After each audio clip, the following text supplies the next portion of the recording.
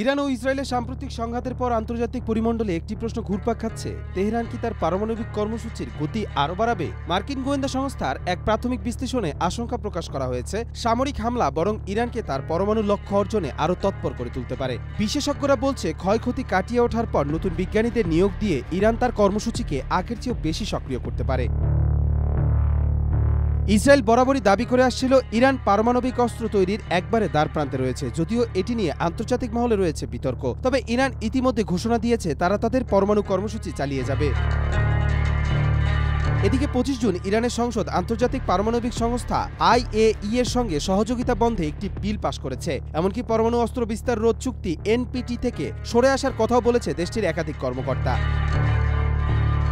এই অবস্থায় যুক্তরাষ্ট্র ইরানকে চাপ দিয়ে ইউরেনিয়াম সমৃদ্ধকরণ পুরোপুরি বন্ধ করতে বললেও তেহরান তা মানতে নারাজ। ফক্স নিউজকে দেয়া এক সাক্ষাৎকারে প্রেসিডেন্ট ট্রাম্পের বিশেষ দূত স্টিভ উইটকফ বলেন, এখনই সময় ইরানের সঙ্গে পূর্ণাঙ্গ শান্তি চুক্তিতে বসার, তবে তা কতটা সম্ভব হবে তা নিয়ে রয়েছে অনিশ্চয়তা।